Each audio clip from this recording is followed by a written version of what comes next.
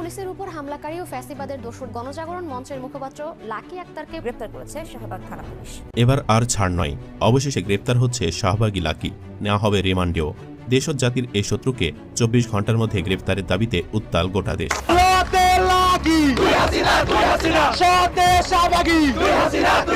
সদা জাগ্রত বাংলাদেশ, আপনারা বলুন এই 24-এর বাংলায় ওই শাহবাগী লাকি থেকে ঠাই কি হবে? দর্শক, আজকের এই ভিডিওটি দেখলে আপনারা রীতিমতো অবাক হয়ে যাবেন। আপনারা জানেন ইতিমধ্যে আওয়ামী লীগ সরকারের পতন হয়েছে। এখন ক্ষমতায় আছেন অন্তর্বর্তী সরকার ডক্টর মোহাম্মদ ইউনূস। অন্তর্বর্তী সরকারের মাননীয় উপদেষ্টা ডক্টর মোহাম্মদ ইউনূস থাকাকালীন দেশে কি কি ঘটনা ঘটে যাচ্ছে তা আপনাদের প্রমাণ সহকারে দেখাবো। দর্শক, কথা আর বাড়াবো না, ভিডিওতে চলে যাব। তার আগে আপনাদের কাছে ছোট্ট একটি অনুরোধ, আপনি যদি আমাদের চ্যানেলে নতুন দর্শক হয়ে থাকেন তাহলে অবশ্যই চ্যানেলটি সাবস্ক্রাইব করে পাশে থাকা বেল আইকনটি বাজিয়ে দিতে ভুলবেন না। যারা অলরেডি আমার চ্যানেলটি সাবস্ক্রাইব করেছেন তাদেরকে জানাই অসংখ্য ধন্যবাদ। চলুন ভিডিওটি শুরু করা যাক। লাকি আক্তার, তাকে আমরা চিনি, বিখ্যাত বা পরবর্তীতে কুখ্যাত লাকি আক্তার। খোয়াব দেখছেন আরেকটা গণজাগরণ মঞ্চ তিনি তৈরি করবেন। খোয়াবই পারবেন কি না পারবেন সেটা আমরা খুব ভালো মতো বুঝি, কিন্তু সেই ধরনের একটা পরিকল্পনা আসলে আমরা দেখতে পাই। আমরা খেয়াল করেছি গতকাল তিনি জ্বালাময়ী বক্তৃতা দিয়েছেন ধর্ষণ এবং নারী নির্যাতনের বিরুদ্ধে, ডক্টর ইউনূস সরকারের বিরুদ্ধে। তিনি খুবই সরব, আপনারা যে কেউ চাইলে তার ফেসবুকে ঢুকে দেখতে পারেন। দীর্ঘ সময় ধরে চেক করলাম এবং একটা বিশেষ কারণে চেক করতে গিয়ে দেখি তিনি প্রতিদিন প্রচুর প্রচুর স্ট্যাটাস দেন। 5টা 7টা 10টা স্ট্যাটাসও আছে কোনো দিন। প্রচুর লিঙ্ক শেয়ার করছেন এবং বলা বাহুল্য সব কিছু আমাদের ডক্টর ইউনূস সরকারকে এবং ডক্টর ইউনূসকেও ব্যক্তিগতভাবে আক্রমণ করে সমালোচনা করে। করতেই পারেন যে কেউ, আমরা অনেকে করছি, কেউ কেউ ইভেন সরকার গঠিত হওয়ার পর থেকে করছি। তারপর একটা কনটেক্সট থাকে তিনি আগে কি করতেন সেটা। ফলে আমাদের ডক্টর ইউনূস সরকার গঠিত হওয়ার ইমিডিয়েটলি পর থেকে সমালোচনা করা কিছু কিছু মানুষের আগে ট্র্যাক রেকর্ডে আমরা দেখেছি তারা শেখ হাসিনার বিরুদ্ধে অত্যন্ত সোচ্চার ছিলেন। সুতরাং এটাকে আমরা একটা পয়েন্ট অফ ভিউ থেকে দেখব, কারণ কনটেক্সট ম্যাটার্স। সো আমি আসলে ওনার ফেসবুকটা পুরোটা দেখতে চেষ্টা করেছিলাম তিনি জুলাই অগাস্টে কি ফেসবুক স্ট্যাটাস দিয়েছেন সেটা দেখার জন্য। ওনাকে আমি আসলে ফেসবুকে খুব একটা দেখিনি, জানি না উনি কী করেন। যদি আমি ফেসবুকে দেখলাম অনেকেই হয়তো তাকে ফলো করেছেন। উনি কী করেছেন জুলাই অগাস্টে আমি সেই জায়গাটায় যাব। তার আগে গতকালের ঘটনা নিয়ে আমরা খেয়াল করেছি ডক্টর ইউনূস আমাদের প্রধান উপদেষ্টার বাসভবন অভিমুখে একটা মিছিল করার চেষ্টা করা হয়েছিল একটা সংগঠনের পক্ষ থেকে, এবং আই অ্যাগ্রি যে পুলিশ একটা জায়গায় বেশি বল প্রয়োগ করেছে, কোনো সন্দেহ নেই। কিন্তু আমরা খেয়াল করব পুলিশের উপরেও আক্রমণ করা হয়েছে একেবারে উদ্দেশ্যপ্রণোদিতভাবে। তবে এটুকু আমাদের মনে রাখতে হবে, পুলিশের উপরে যদি আক্রমণ হয়, আমরা দেখলাম একজন পুলিশ অফিসার একজন নারী তার উপরে আক্রমণ করেছে প্রথম, অন্তত সেভাবেই যে ভিডিওটা আমার সামনে এসেছে তাতে দেখলাম। তো তিনি পাল্টা ওই নারীকে আঘাত করছেন। আমাদের পুলিশকে আসলে এই ধরনের সিচুয়েশন ট্যাকল করার জন্য প্রস্তুত থাকতে হবে। পুলিশ আঘাত পেতে পারে, কেউ তাকে আক্রমণ করতেও পারে, সেগুলো তারা কীভাবে হ্যান্ডেল করবেন। এবং যেখানে নারীরা উপস্থিত আছেন সেই জায়গায় যথেষ্ট পরিমাণ নারী পুলিশ কেন নেই আমি সেটাও অবাক হয়েছি। আমাদের অনেক নারীকে এই নারীরা চক্রান্ত করতে আসলেও কেউ কেউ এসেছেনও হয়তো, তাদেরকে তাদের সম্মান, তাদের সম্ভ্রম সব কিছু এবং তার প্রতি ভায়োলেন্ট হওয়া, তার প্রতি যদি বল প্রয়োগ করতে হয় সেটা একজন নারী পুলিশের মাধ্যমে হবে, সেটা আমরা একেবারে কোনোরকম কোনো যদি কিন্তু ছাড়া চাই। সুতরাং প্রচুর নারী পুলিশের উপস্থিতি দরকার ছিল, কিন্তু আমরা দেখেছি মানে নারীরা পুরুষ পুলিশের হাতে নিগৃহীত হচ্ছেন, বল প্রয়োগের শিকার হচ্ছেন। বল প্রয়োগ লাগতে পারে, পুলিশ একটা বল প্রয়োগকারী প্রতিষ্ঠান, কিন্তু আমরা প্রায় যেটা বলি পুলিশকে প্রপোর্শনেটলি বল প্রয়োগ করতে পারতে হবে, লেজিটিমেটলি লিগালি বল প্রয়োগ করতে হবে। সেক্ষেত্রে ডিসপ্রপোর্শনেট বল প্রয়োগ না করে, ইললিগাল এবং ইললেজিটিমেট বল প্রয়োগ না করে সেটা যাতে হয়। সুতরাং গতদিনের ঘটনাটা পুলিশের ম্যাল হ্যান্ডলিং ছিল এবং বলা বাহুল্য ওখানে একটা কেওস তৈরির চেষ্টাও ছিল। কারণ পরবর্তীতে আমরা দেখেছি লাকি আক্তার জ্বালাময়ী ভাষণ দিচ্ছেন, মানে কি বিভৎসতা ঘটে গেছে। একমত আমরা এটা একটা জায়গায় সবাই কম বেশি একমত আছি, দেশের আইন শৃঙ্খলার অবস্থা ভালো না, নারীদের নিরাপত্তা নিয়ে প্রশ্ন এসছে। যদিও 8 বছরের কেউ ধর্ষিত হয়েছে বাংলাদেশে, 8 অনেক বেশি বয়স ধর্ষিত হওয়ার পক্ষে। বাংলাদেশে 4 বছরের 3 বছরের 5 বছরের শিশু ধর্ষিত হয়েছে, মারা গেছে। শেখ হাসিনার সময়ও প্রচুর ছিল, সব সময় ছিল। কিন্তু এখন একটা সোকল্ড মুভমেন্টের চেষ্টা হচ্ছে বলে বলছি। নাগরিকরা প্রতিবাদ করতেই চাই, কিন্তু যখন লাকি আক্তাররা নামেন তখন এই প্রশ্ন আসতে পারে, কারণ এই লাকি আক্তার গণজাগরণ মঞ্চের অন্যতম অ্যাক্টিভিস্ট হয়ে আওয়ামী লীগ এবং ভারতের পারপাস সার্ভ করেছিলেন। শুরুতে কারো কনফিউশন ছিল, থাকলেও খুব অল্প সময়ের মধ্যে মানুষ বুঝে গিয়েছিলেন। রীতিমতো বিরিয়ানি খাইয়ে দেশের সবচেয়ে গুরুত্বপূর্ণ 2টো হসপিটালের মোড় বন্ধ করে রেখে দিনের পর দিন সরকারি পেট্রোনাইজ মুভমেন্ট ছিল এটা, এবং এর উদ্দেশ্য এটার মাধ্যমে এটার জায়গা থেকে আওয়ামী লীগ তার তখনকার ফ্যাসিবাদী ব্যবস্থাটাকে জারি রাখার স্টেপ নিয়েছিল। আমি বহুবার বলেছি, একটু যোগ করে রাখি, 14 মানে গণজাগরণ মঞ্চের পর 18 পর্যন্ত আওয়ামী লীগ এক ধরনের ফ্যাসিস্ট দল বলা যেতে পারে। তার কিছু ফ্যাসিস্ট ইডিওলজিক্যাল ন্যারেটিভ দিয়ে মানুষকে তারা এনগেজ করতে পেরেছিল। 18 পর থেকে এটা আটারলি একটা মাফিয়া রেজিম হয়ে গেছে, এটা ফ্যাসিস্ট না। যাই হোক, সেই লাকি আক্তার মাঠে নেমেছেন।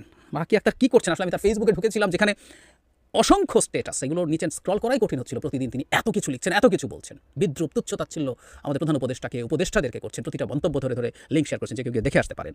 তো আমার কৌতূহল ছিল তিনি জুলাইতে কী করছিলেন। জুলাই মাসে মানে ওনার 29 জুন একটা স্ট্যাটাস ছিল, তিনি একটা কর্মসূচিতে গেছেন কোনো একটা জেলায়। এরপর জুলাই 11-তে 29 জুনের পর জুলাই 11, মানে এখন উনি প্রতিদিন 5-7টা 10টা স্ট্যাটাস দেন, তখন উনি জুলাই 11-তে এটা ওনার স্ট্যাটাস না, একজন তাকে নিয়ে স্ট্যাটাস দিয়ে হাসাহাসি করছেন।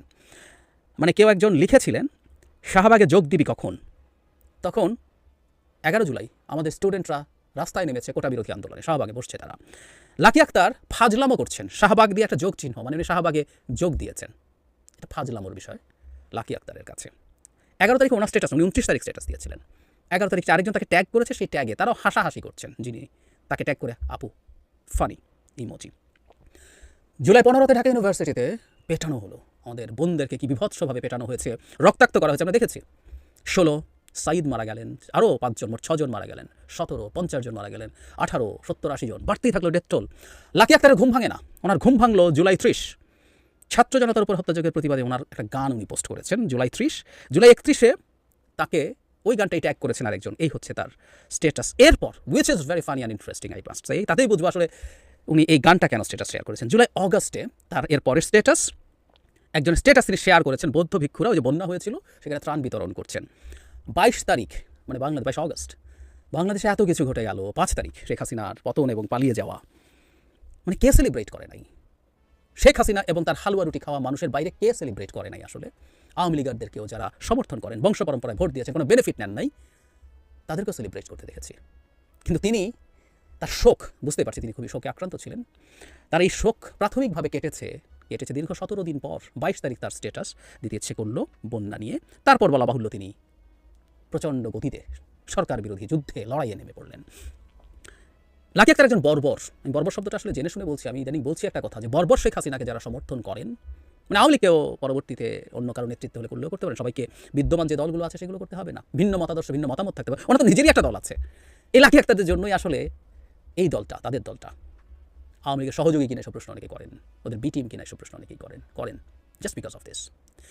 31 তারিখ বা 30 তারিখ তিনি যে গান শেয়ার করেছেন মৃদু প্রতিবাদ, উনি হয়তো ভাবেননি তার আপা পতন হবে এবং তার আপাকে দেশ থেকে পালাতে হবে, ফলে উনি বাকরুদ্ধ হয়ে গেছেন এবং সেই পর্যন্ত উনি বাকরুদ্ধই ছিলেন। 17 দিন লেগেছে বাকরুদ্ধতা থেকে বেরিয়ে আসে। এরপর তিনি আবার এমনই ভোকাল হলেন এবং এখন রীতিমতো রাস্তায় নেমে গেছেন সরকারকে বিপদে ফেলতে। ধারণা করি বা আমরা অনেকেই বুঝতে পারি রাইটলি তিনি চাইছেন আসলে এই অজুহাতে আবার রাস্তায় কোনো কিছু তৈরি করা যায় কিনা। পিওরলি আওয়ামী এবং ভারতীয় চক্রান্ত নিয়ে মাঠে নেমেছেন লাকি আক্তার, তার সাথে আরও কেউ কেউ আছে। আমি বলছি না অপরাপর যারা এই মুভমেন্টে আছেন তারা তাই সেই কারণে আছেন, নো, সরকারের ব্যর্থতা আছে, চরম ব্যর্থতা আছে। ইভেন এই রেপের ঘটনা চাইতে বড় ব্যর্থতা আছে, কারণ রেপে যারা ভিকটিম আছে তাদেরকে গ্রেফতার, যারা আসামি আছেন, অভিযুক্ত আছেন, তাদেরকে গ্রেফতার করা হয়েছে, ভিকটিমের জন্য সর্বোচ্চ চিকিৎসার ব্যবস্থা করা হয়েছে। এখানে তো সরকারের ব্যবস্থা নিতে কোনো রকম কোনো কার্পণ্য নেই। এটা তো এই না যে বাংলাদেশের ইতিহাসে প্রথম এত ছোট একটা কন্যা শিশু ধর্ষণের শিকার হয়েছে, না। সো সরকার এখানে স্টেপ নিচ্ছে, বরং সরকারের অনেক অন্যান্য জায়গায় নারীর প্রতি কিছু ঘটনা, এই যে অন্যান্য নিয়ে যে ঘটনাটা ঘটেছে, স্মোকিং নিয়ে যেটা ঘটেছে, এগুলোতে সরকারের নানান রকম রিলাক্টেন্স আছে এবং ওটা সহ যাবতীয় নির্যাতন নিয়ে যে নারীরা বা পুরুষরা মাঠে নেমেছেন তাদের প্রতি আমরা শ্রদ্ধা রাখি এবং আমরা অবশ্যই মনে করি মানুষ এগুলো নিয়ে মাঠে থাকতে পারে। কিন্তু লাকি আক্তাররা না, যে মানুষটা আওয়ামী লীগের সময়, আওয়ামী লীগের এই বিভৎসতম বর্বরতার সময় যে দুটো লাইন লেখে নাই, তার কোনো অধিকারই নাই বাংলাদেশে এখন সরকারের কি করছে না করছে সেটা নিয়ে কথা বলার। ক্যান্টনমেন্টের ভিতরে কি ঘটেছে? আরেকবার সেনা অভ্যুত্থানের চেষ্টা হয়েছে জেনারেল ওয়াকারকে হত্যা করার জন্য, নাকি ডক্টর ইউনূসের ক্ষমতাচ্যুত করার জন্য? এই যে ধূম্রজালটা আমরা শুনলাম, এই ধূম্রজালটা সম্পূর্ণভাবে মিথ্যা হিসাবে প্রমাণিত হয়েছে। ভারত থেকে এইগুলা ছড়ানো হয়েছে ভারতীয় মিডিয়ায়, যাতে করে বাংলাদেশের সেনাবাহিনীর ভিতরে একে অপরের ভিতরে মানে তার বিশ্বাস যে একে অপরের ভিতরে কনফিডেন্সের সাথে কাজ করছিলেন, কাজের ভিতরে দুর্বলতা তৈরির জন্য ভারতীয় মিডিয়া এগুলা প্রচার করেছেন বলে আজকে প্রকাশ করেছেন আমেরিকা থেকে কর্নেল মুস্তাফিজুর রহমান সাহেব। কর্নেল মুস্তাফিজুর রহমান সাহেবের বক্তব্য আমরা মাঝে মাঝেই তার কাছ থেকে গুরুত্বপূর্ণ তথ্য পাই সেনাবাহিনী নিয়ে এবং ক্যান্টনমেন্ট নিয়ে। এই মুস্তাফিজুর রহমান সাহেব আজকে বলকান্তুর যে কথাটা বলেছিলেন সেনাবাহিনীকে, যে যদি শেখ হাসিনার সময়ে তারা মানে মানুষের উপরে গুলি চালা, তাহলে তাদেরকে এই যে জাতিসংঘের যে শান্তি মিশনে তাদের যে অবস্থান, সেই অবস্থান বন্ধ করে দেওয়া হবে। আর সেই পরিপ্রেক্ষিতে সেনাবাহিনীর পক্ষ থেকে কি জবাব দেওয়া হয়েছে? জবাব দেওয়া হয়েছে যে যদি দিয়ে থাকে তাহলে তখনকার সরকার হাসিনাকে দেওয়া হয়েছিল, আমরা সেনাবাহিনী সেটা জানতাম না। এই বিষয়টা নিয়ে মুস্তাফিজুর রহমান সাহেব চমৎকার কিছু কথা বলেছেন। আমি একটু মুস্তাফিজুর রহমান সাহেবের কথাগুলো আপনাদের সাথে এখন শেয়ার করছি। সেটা হচ্ছে সেনাবাহিনীতে একটা রিজয়েন্টার দিয়েছে যে ভালকার তুর যে কথাটা বলেছে, যে সেনাবাহিনীকে যে ওয়ার্নিং দেওয়া হয়েছিল যে তারা যদি এই ধরনের সরকারকে সহযোগিতা করে গণহত্যা চালায় তাহলে তারা ফিউচারে ইউএন পিসকিপিং মিশনে যেতে নাও থাকতে পারে। আচ্ছা, এটা সেনাবাহিনী কি বলেছে? যে তারা এই ধরনের কোনো ওয়ার্নিং পায় নাই এবং যদি করেও থাকে তাহলে সেই ফ্যাসিস্ট সরকার, আওয়ামী লীগ তৎকালীন সরকার এটা পেয়ে থাকতে পারে। আপনার কি মনে হয় যে শেখ হাসিনা আর্মি রিলেটেড একটা এই ধরনের একটা হুমকি পেয়েছে এটা জেনারেল ওয়াকারের সাথে শেয়ার করেনি। This is absurd. মানে উনি জাস্ট খালি একটু সেফ সাইডে থাকার চেষ্টা করতেছে আর কি, যে আমি জানতাম না। বাট আপনি সিম্পলি দেখেন 3 তারিখে যে সেনাবাহিনীর যে দরবারটা নিয়েছিল ওটার ডিটেলস আমার ওয়ালেই আছে, পিন পোস্ট দেওয়া আছে। তখন তাদেরকে বলেছিল সন্ত্রাসী বলেছিল, আন্দোলনকারী বলেছিল, সন্ত্রাসী বলেছিল, বিপ্লবী ছাত্রদের কথা বলে নাই। এবং তখন পর্যন্ত তার মাইন্ড সেট ছিল আমি, পরবর্তীতে অফিসারদের কথাবার্তায় সেটা চেঞ্জ হয়ে গিয়েছিল। সো এখানে একটা জিনিস বলতে হবে যে আর্মির যে এই যে ব্যাখ্যাটা দিয়েছে এটা জাস্ট জেনারেল ওয়াকারের ফেস সেভ করার জন্য, যেহেতু সুযোগ আছে এই ব্লেমটা আমি শেখ হাসিনার ঘাড়ে দিয়ে দিলাম। বাট শেখ হাসিনা আর general Waker is the same, still it is the same, আমরা এটা বুঝতেছি না। আচ্ছা, নেক্সট হচ্ছে এখন যেটা বলতে সেটা হচ্ছে আগামী নির্বাচন যেটা হবে, এটাতে আমাদেরকে একদম জীবন দিয়ে হলেও এটাকে ফ্রি অ্যান্ড ফেয়ার করতে হবে। এবং এটা একমাত্র আর্মি ছাড়া কেউ পারবে না। আর আর্মি যদি করতে হয়, জেনারেল ওয়াকার যদি তখন সেনাপ্রধান থাকে, আমি সবিনয়ে সবাইকে অনুরোধ করতেছি যে আগামী নির্বাচনটা যদি জেনারেল ওয়াকারের আন্ডারে হয় হবে না। এখন বলতে পারেন নেক্সট কি আসবে, নেক্সট যেই আসুক, আমি সবসময় এই উদাহরণটা দিই যে আমরা যদি হিরো আলমকে আইনা বসাই দিই, সে অ্যাটলিস্ট ওই সময় মানে সেনাবাহিনী তখন সিভিলিয়ানদের সাথে থাকবে, সিভিলিয়ানদের ইন্টারেস্ট, দেশের ইন্টারেস্ট, এটা দেশের ইন্টারেস্ট হিরো আলম বুঝে, জেনারেল ওয়াকার বুঝে। জেনারেল ওয়াকার এখনো শেখ হাসিনা, তারেক সিদ্দিকী এদের, এবং এটা ক্লিয়ারলি বোঝা যাচ্ছে। এবং উনি কি ডিসগাইজে যেটা আছে বিএনপির একটা পার্টির সাথে, যেটা আমি বুঝলাম বিএনপিকে উনি কনভিন্স করছে যে আই এম উইথ ইউ। এবং ওই আই এম উইথ ইউ বলেও কিন্তু 90 ডিউসি ডিজি বিজিবি গোয়েন্দা সংস্থা এগুলো কিন্তু চেঞ্জ করতেছে না। মানে এটা হচ্ছে একটা টাগ অফ ওয়ার চলতেছে আর কি। বাট কথা হচ্ছে আমি যেটা বলবো যে আগামী নির্বাচনটা ফ্রি অ্যান্ড ফেয়ার হইতে হবে। আর যদি ফ্রি অ্যান্ড ফেয়ার আমরা এটা করতে না পারি, আন্তর্জাতিক ভাবে এবং ইন্টারনাল ভাবে আমরা শেষ হয়ে যাবো সিম্পলি। এই যে আমাদের ভিতরে যে বিভক্তিগুলো আছে, এই যে আওয়ামী 45,000 লোকজন, তারা এখনো বিশ্বাস করে, ইউএন রিপোর্ট আসার পরে তারা মনে করে যে তারা এখন পর্যন্ত তাদের মধ্যে কোনো অ্যাপোলজির কোনো ধারই থাকতেছে না তারা। এটা আমাদেরকে মনে রাখতে হবে যে আমাদের এখন, আমি যেটা মনে করি নেক্সট নির্বাচন যেটা হবে, এটাকে আমাদের ফ্রি অ্যান্ড ফেয়ার, এটার জন্য আমাদের লাইফ দিয়ে দিতে হবে ফ্রি অ্যান্ড ফেয়ার হওয়ার জন্য। এবং এটা সেনাবাহিনী ছাড়া হবে না।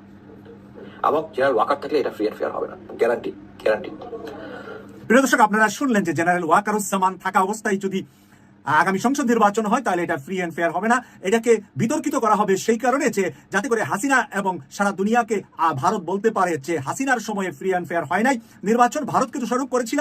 এখন দেখো ডক্টর মোহাম্মদ ইউনূসও ফ্রি অ্যান্ড ফেয়ার নির্বাচন করতে পারে নাই। আর ফ্রি অ্যান্ড ফেয়ার নির্বাচন তখনই করা যাবে যদি জেনারেল ওয়াকারুজ্জামান সেনাপ্রধান না থাকে। তার সাথে তুলনা করেছেন হিরো আলমকে।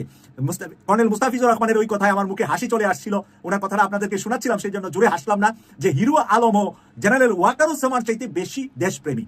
আর জেনারেল ওয়াকারুজ্জামান বর্তমানে আওয়ামী লীগ এবং ভারতের সব কাজই চালিয়ে যাচ্ছেন, শেখ হাসিনার সব কাজই করে যাচ্ছেন। কিন্তু উনি বিএনপিকে মূলা ঝুলিয়েছেন, যে বিএনপিকে বুঝিয়েছেন সবকিছু আপনাদের পাশে আছি, আমি আপনাদের সাথে থাকবো, আপনারা ক্ষমতায় আসবেন। কিন্তু নির্বাচনে এমন একটি ঘটনা ঘটানো হবে, সেই ঘটনার পরে তারেক রহমান 7 মাস যাবৎ যেরকম বাংলাদেশ যেতে পারে নাই, আগামী 7 বছর আর বাংলাদেশ যাওয়ার সুযোগ থাকবে না।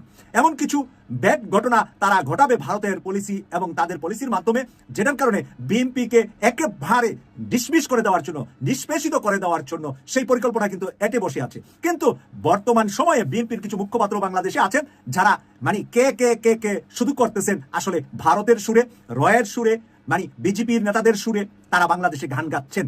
আসলে এটা তারেক রহমানের সুর নয়। আর তারেক রহমানকেও এই কে সুরটা হয়তো কেউ বোঝানোর জন্য চেষ্টা করছেন যে ভারত আর র ছাড়া বাংলাদেশ আমরা চালাতে পারবো না। প্রিয় দর্শক, ভারত আর র বা বাংলাদেশের যেই রাজনৈতিক দল ভারতের সাথে যাবে, তাদের আজীবন বাংলাদেশের মাটিতে রাজনীতি করার সব মানে তাদেরকে একেবারে জীবন্ত কবর দেওয়া হয়ে যাবে। কারণ এই দলটা যারাই ক্ষমতায় যাবে, পরবর্তীতে ভারতের সাথে কোনো প্রেম, কোনো পীড়িত, কোনো ধরনের দুর্বলতা ভারতের সাথে দেখালে বাংলাদেশের মানুষ ওই দলটাকে টয়লেটের টিস্যুর মতো আজীবনের জন্য ফেলে দিবে। টয়লেটের টিস্যু একবার ব্যবহার করলে দ্বিতীয়বার কেউ ব্যবহার করে না।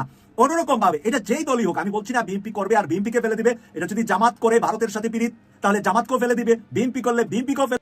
দর্শক, সম্পূর্ণ ভিডিওটি দেখলেন, আশা করি বিষয়টি বুঝতে পেরেছেন। এই নিয়ে আপনার গুরুত্বপূর্ণ মন্তব্যটি অবশ্যই কমেন্ট বক্সে জানিয়ে দিবেন। ধন্যবাদ।